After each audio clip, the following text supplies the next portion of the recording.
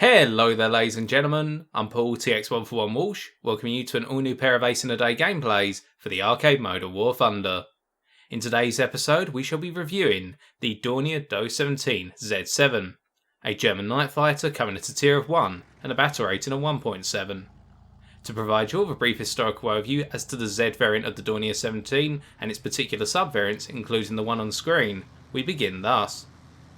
With the earlier variants of the Dornier 17 having seen service with the German Condor Legion during the course of the Spanish Civil War from 1937 to 1939, in particular the E, F, M and P bomber and reconnaissance versions, it was identified that the Dornier 17's protection needed to be boosted.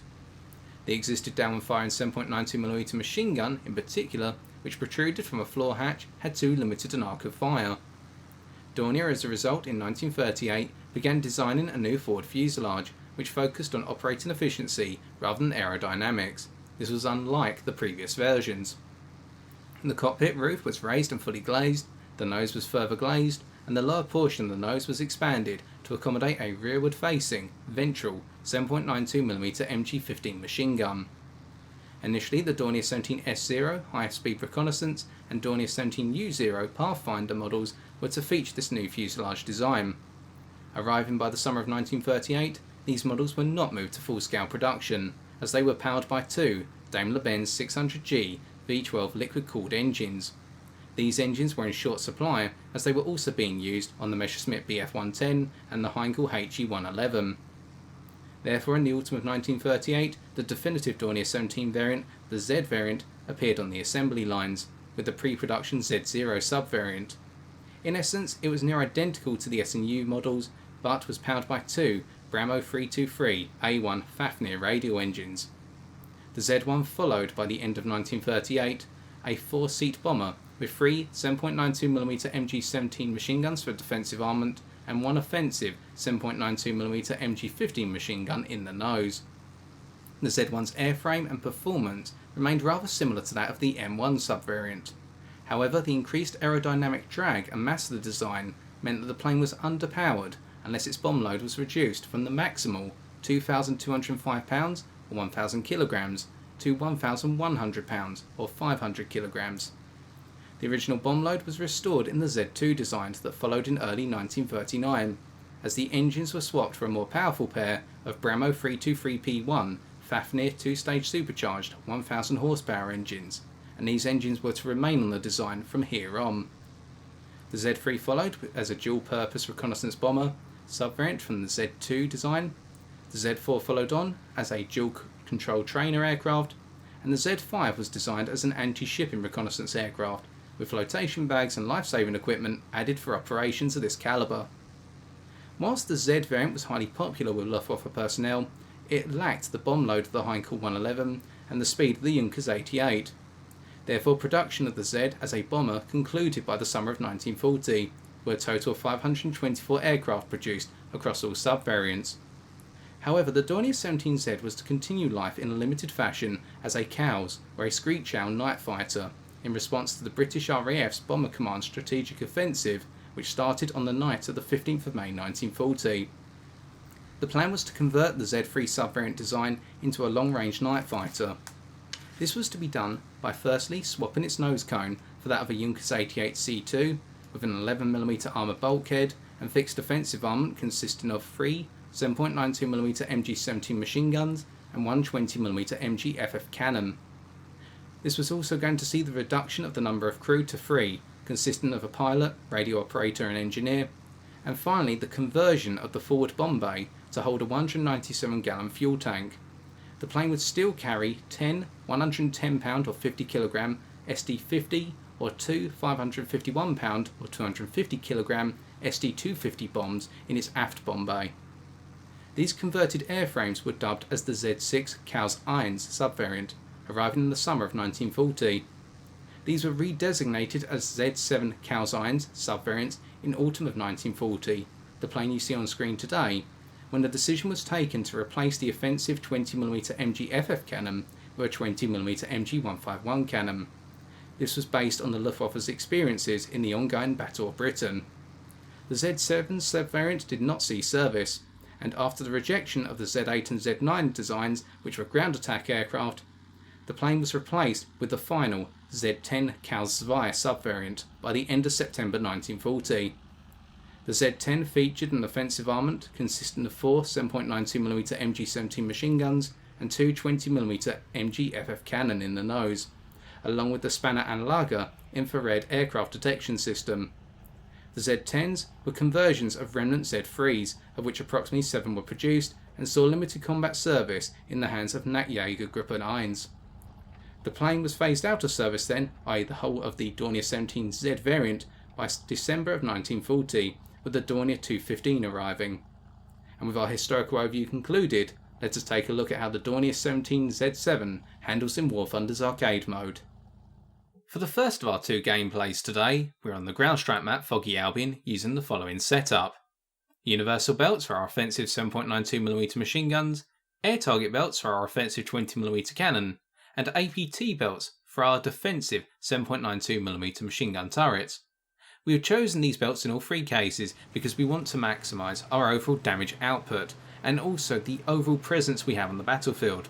Hence why we have not elected the stealth belts for either of our offensive machine guns or our offensive cannon, because we want our opponents to know we're here and we are a threat, because we can be easily overlooked as an opponent who's just going to be an easy victim to fall out of the sky, like the bombers you will encounter at this plane's battle rating and tier. So we want to cause a fear factor. We're not taking any bombs because we want to maximise our overall performance capabilities with regards to picking up speed, climb rate and manoeuvrability. For our gun convergence, we're using our standard 500 metre gun convergence, as all of our armament is based in the nose and therefore is not convergence reliant, and we are taking the minimum possible fuel load of 1 hour and 19 minutes to ensure we make it to the end of the game unscathed on fuel capacity. We begin our analysis then by taking a look at a game where we are the highest battle rating aircraft in the skies, or at least we will not see any aircraft that are above a battle rating of 2.0, as that is what we've gone in as. We can see here we're going to prey on a P-40 Kitty Hawk, who most likely did not expect us to climb up to meet them head to head, and as a result we're able to rip them apart before they could retaliate in the head on. We intend to carry our momentum through here to the TVD-1, but we notice that our Heinkel 51A is coming up towards us, an early biplane, and we decide to swing over the top, as they stall out and have to level out accordingly. We should note here that the reason we are showing this gameplay versus the second one we'll see a little bit later is because there is a massive contrast in the experience that you are going to have in the Z-7.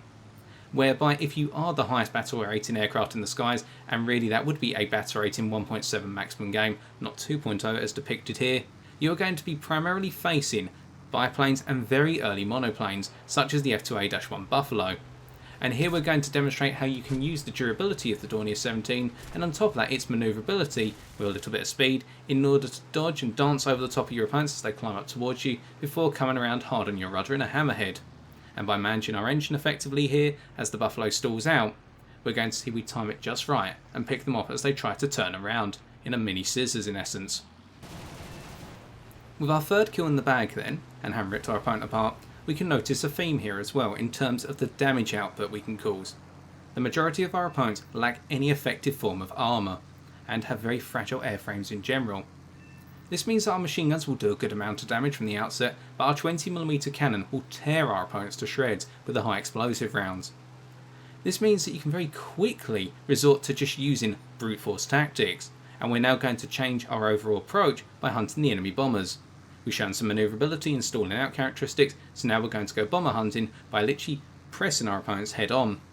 And because we do have the armoured bulkhead nose, this means that we do not have to worry about getting pilot sniped, as we have a P-36A Hawk here climb up towards us and we cut them apart before they can even open up with a shot, opening fire at approximately 0.9 km and achieving the kill at 0.75 km.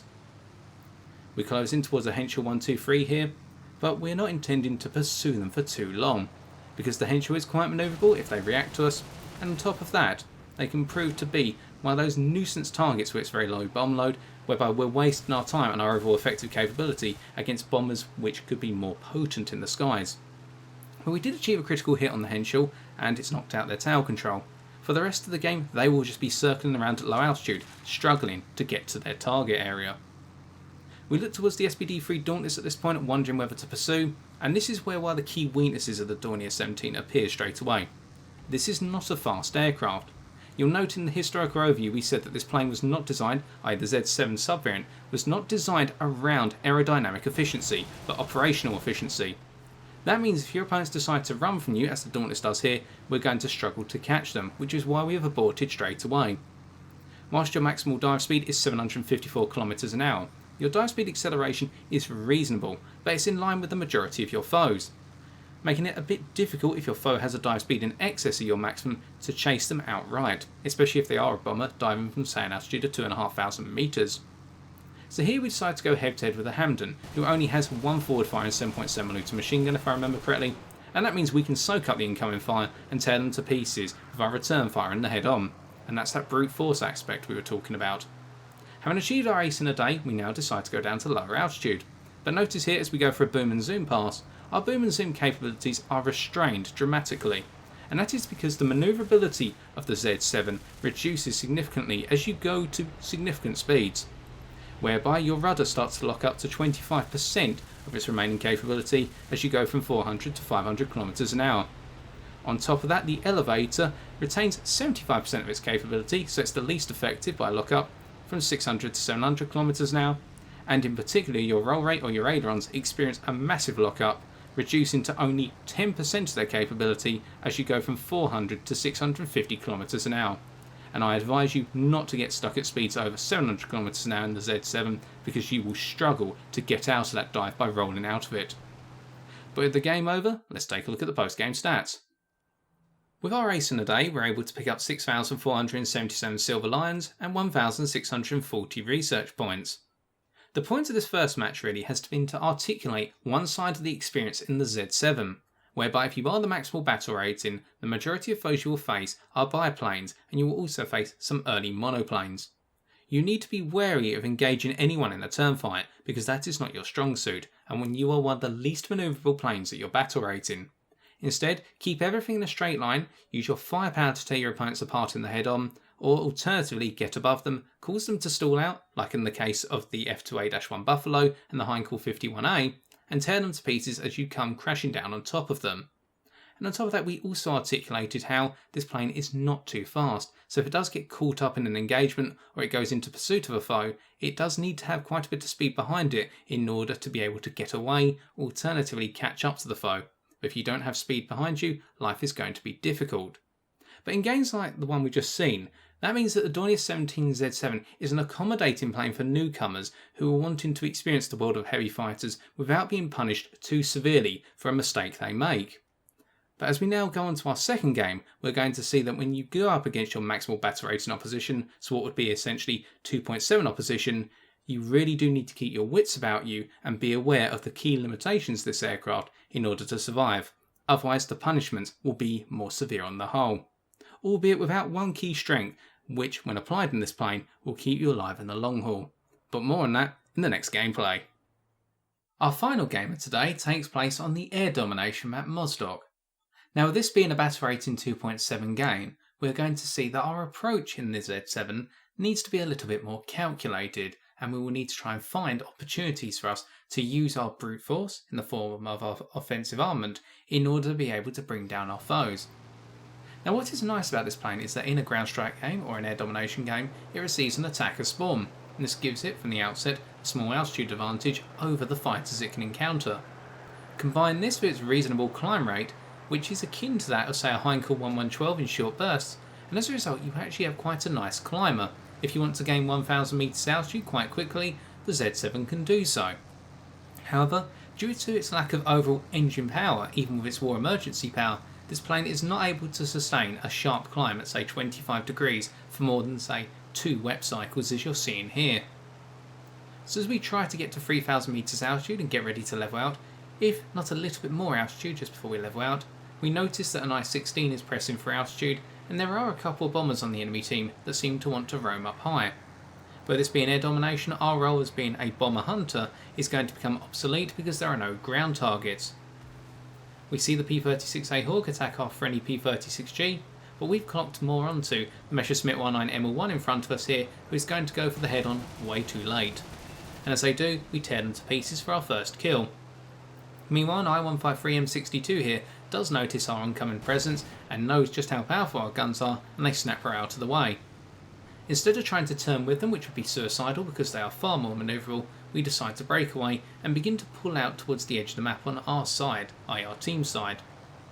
We want to try and contest the Sunderland SBD-3 and I-16 up high, along with the Henschel 123 that's making its way up to higher altitude.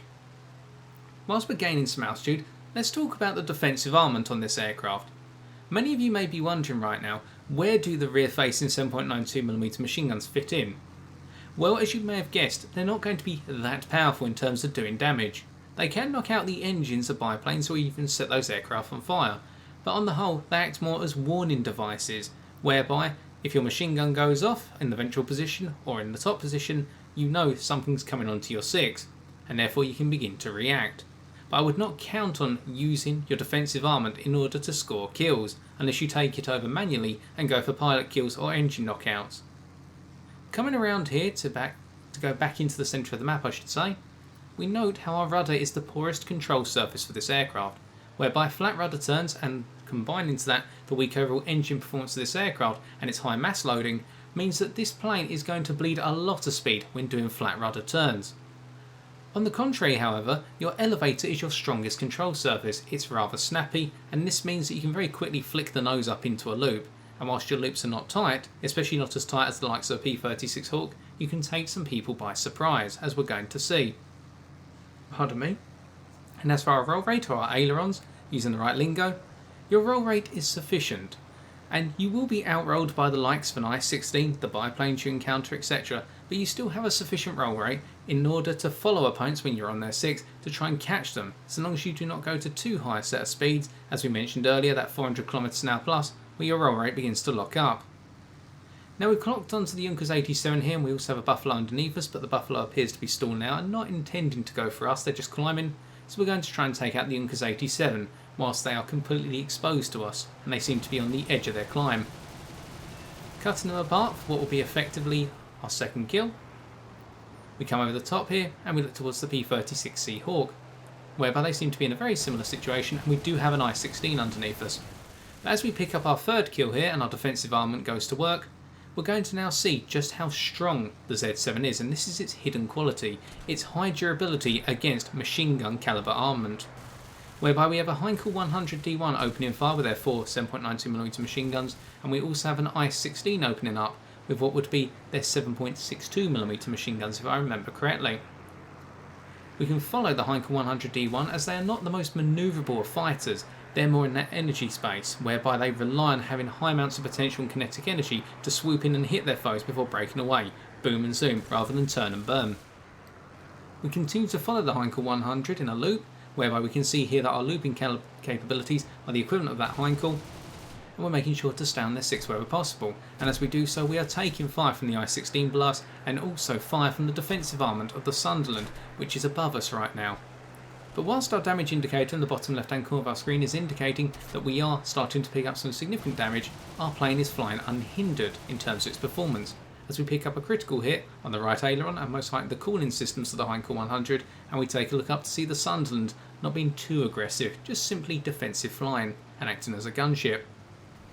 Now we decide to break off the Heinkel 100 for a bit because we hear that the P40E on our team's in trouble, and we rip apart the I-16. And we look up towards the Henschel 123 here, and we are thinking about following them, but due to our weak overall angling at that point, we would have had to brought in both the elevator and the rudder would not have enabled us to swing hard enough to the right in order to get the shot. We decided just to carry on straight. It would have been too difficult a shot to get, and we could have lost a good portion of energy trying to follow the Henschel, at which point they would have snapped round on us and started to open fire. And whilst they do only have one machine gun, if they get close enough and we start worrying about them, the Heinkel 100, which is now coming in for another pass, could start opening up, and it would lead to a concertina effect whereby multiple foes would go after us. So we're heading out towards the edge of the map and we're trying to bait these two aggressors away, whereby we now have the Heinkel 100 closing in because we're never going to outrun it. It's a very fast aircraft for its battle rating, and if I remember correctly when I reviewed it, one of the fastest, if not the fastest. But we instead decide to engage, this time going for a snap roll to force the Heinkel to overshoot. By doing this means we can snap round onto their 6 and mimic what was happening earlier, whereby they are not able to get the upper hand on us because they're not too manoeuvrable and they have quite a wide turn circle, especially if they maintain a high amount of speed. But we have to be wary of the fact we do have that little Henschel coming in, and whilst they only have the one offensive machine gun, it is a nuisance. So we decide to go for the head-to-head. But the Henschel's aware of this and snaps out of the way very quickly, and we cannot follow them because we're heading upwards and we do not have the manoeuvrability. We break out of the head-on from the Heinkel just at the right time to avoid a collision, and we now head down towards the deck. But as we go lower and lower, especially below 1,500 metres altitude, we will find that our overall performance weakens in the engine department. The engines of the Z-7 seem to lose a chunk of their performance, especially below 1,000 metres altitude. And this means you're going to be prone to being caught and not being able to climb to higher altitudes upon interception as easily when you go to lower altitudes. But by forming a tight loop here, once again we force the Heinkel 100 to overshoot, and it's a rinse and repeat of what we were stating earlier. And in this 2 versus 1, we're relying on our durability to make sure the Henschel doesn't bring us down as we put in another load of hits to this Heinkel 100 and damage the cooling system even further. But the problem is now, as we try to get the kill shot on them, our right hand engine finally becomes blackened. And what this means is we've lost a chunk of performance in that engine, and we've also, to an extent, lost some stability on the right hand side of the plane, which is why we're unable to get the kill shot. And this stability issue in the Z-7 extends out of another phenomenon which we will come on to once this engagement is over. In the meantime then, we go back to the initial effort, whereby we now need to pull some distance from our foes before we re-engage. The Henschel we have no problem with because they are a slow biplane, and that's something the Z-7 can outrun. Meanwhile the Heinkel on the other hand we cannot outrun, so this time we're going for the kill on the head-to-head. We'll use our superior firepower and the armour of our bulkheaded nose, and we'll go through them for what is our ace in a day. But with that we unfortunately did lose one of our gunners, and the Henschel is still pushing as hard as possible onto our 6th ear and trying to bring us down. But our airframe's going to hold up, and we still have one engine which is in good condition, and the other one is still working, but it's weakened severely. And using the serpentine manoeuvre here, just going up and down on our elevator, which we can do reliably because of the high responsiveness of our elevator. This means we're not going to take any major damage, and we can just continue to fly off into the distance and pull the distance on the Henschel. So let's talk about the stability issue. Now you may not have seen it yet in this review, although we may have at some points shown small indications of it, but below 225 km an hour, this plane becomes significantly unstable when it is coming out of, say, a loop and it needs to level out. For some reason the elevator seems to snap slightly along with the rudder control, and as a result this can cause the plane to shake and struggle to build up some speed until it has stabilised and levelled out perfectly. As you lose an engine or alternatively take a significant amount of damage down one side of the plane, whether it be the right hand wing or the left hand wing, this stability factor is made worse, and that means that you lose stability in the aircraft at speeds of 275 km an hour, which is the minimum threshold of your ideal operating speed in my experience, 275 to 375 km an hour. So that is something to be aware of, that whilst you have a durable airframe, the more damage it takes, the less stable it is to fly. Albeit under certain circumstances, because as we've seen, this plane in general is very stable and easy to handle. So with that engagement out of the way, what else is there to talk about with this aircraft? Well, as we've seen, we have lost one of our gunners, and that's not a major disadvantage to us because we said earlier that the defensive armament is more of a warning indicator rather than anything major. But it means that we do have to keep our eyes open now, because I believe we have lost our top gunner if somebody tries to come down on us from above. And here's the major issue, which again is hidden to the Z-7 to some extent, and that is its detachment from battles. Here ideally we would like to hit this Henschel 123 before it can get back into the middle of the map. Due to the engine damage we picked up and the slow nature of this aircraft in general, that's not feasible. So instead we have to head out towards the edge of the map and build up some altitude and then head back in. Because this plane, like the high heavy fighters you are going to fly as you go up the battle ratings, all have the same thing in common. They are reliant on their team in creating opportunities. Of course you can create your own opportunities, and we have seen that here and in the first game. But if your team, during the course of the match, decide to hold down low rather than linger up high, then as a result, unless you decide to solo warrior everything, you are going to be limited to flying amongst your teammates. Alternatively, you're going to have to head out to the edge of the map and assume that nobody's going to try and spot you or go that way, and gradually build up your altitude and then get into the fight from a secluded position. That is the approach we're taking here because our teammates do not have the higher altitude dominance. But taking this approach takes time, especially as you've picked up damage on your engines, and therefore your climb rate begins to fall apart, But we are now heading back into our ideal altitude operating window, which is between 2,000 to 5,000 metres. We've covered what happens below 2,000 metres, but what above 5,000 metres? Well, at 5,500 metres in particular, you will experience a drop-off in plane handling characteristics, whereby this plane becomes very heavy in general to control, and you will lose a significant degree of your engine performance. And whilst not stated in our historical overview, I believe the Dornier 17's engines were geared more towards lower to medium altitude performance rather than higher altitude performance. But do not quote me on that. Anyway, at your battle rating, you should not be expecting to have to intercept enemy bombers or enemy aircraft in general above 5,000 metres, let alone 6,000 metres, where this performance drop-off becomes very significant. More so, it's going to be the case that there's going to be a ceiling roughly of 4,500 metres, and we are seeing that here, with the highest altitude aircraft on the enemy team seemingly being an I-153 and a Hurricane, which do appear to be at roughly 4,000 to 4,500 metres from our perspective. And we are already almost back up at 3,000 metres altitude, so even with our damage to performance, we still can gain altitude at a reasonable pace. In the ideal speed range, the reason we say it's 275 to 375 kilometres now is because at the lower speed you lose the stability of the plane, albeit your stall speed is a remarkable 110 km an hour, and you begin to feel your stall effects at 180 km an hour, and the lack of stability can be representative of that at slightly higher speeds. But more so, as you head above 375 km an hour, you hit that roll rate lockup at 400 km an hour very rapidly. And whilst we have talked about the control surfaces as independent entities, when you put them all together, as we have seen in the dogfight against the Heinkel 100D1, you can follow opponents quite nicely, and you can be very evasive and a difficult target to hit. And that second point we're going to see shortly against a Hurricane Mark IV, the one above us. In the meantime, the last point we need to talk about really is the turn circle on the Z-7. The turn circle on this plane is probably one of the worst for the heavy fighters at its battle rating and slightly above, whereby it has a turn circle just slightly tighter than that of the Junkers 88C6, one of the worst turning heavy fighters at its battle rating of 2.7. You will be outturned significantly by the likes of the Japanese J1M1 at your battle rating, and on top of that, some of the lighter bombers you'll encounter, such as, but not limited to, the Blenheim and the Hampden, the two British aircraft. So turn fighting is not your strong suite at any given speed, but always keep in mind that snappiness on your elevator to make very quick reactive turns and go into reactive loops. And as we flew away there, because we tried to go for the MiG-3, but unfortunately the I-153 moved to counter our attack, and if they had gotten to our 6, that could have been the end for us.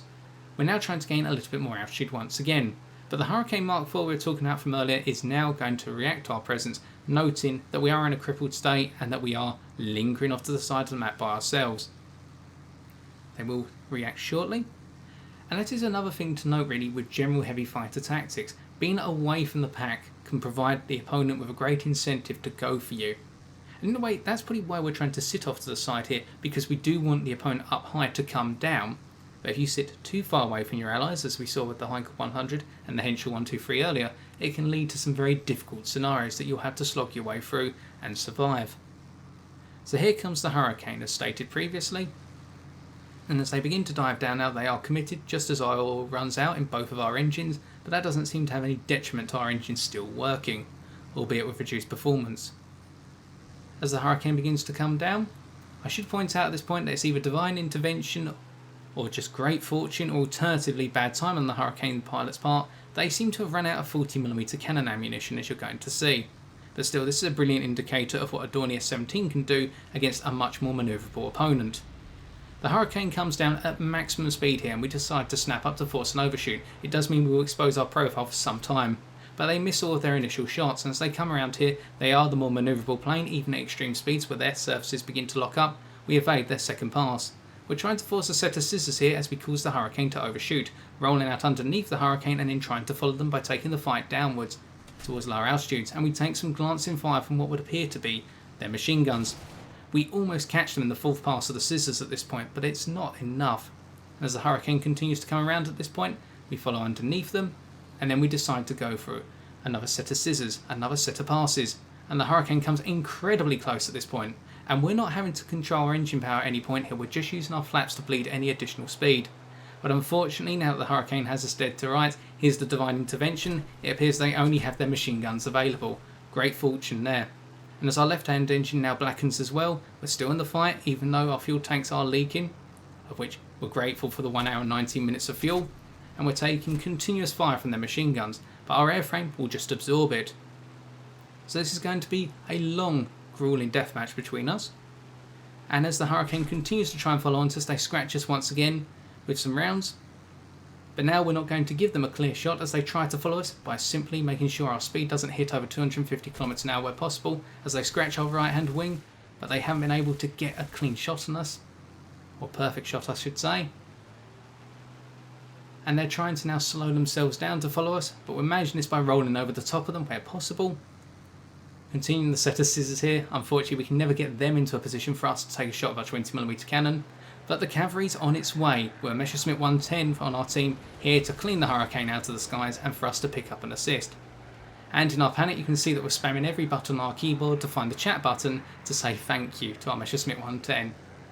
We're highly grateful for that, and that was a very tense one, but hopefully that goes to show how a heavy fighter of this nature can still be used in order to evade an aggressive foe, and with its limited manoeuvrability still make a very difficult target to follow in a close 1 versus 1 turn fight, especially if you go into a set of scissors.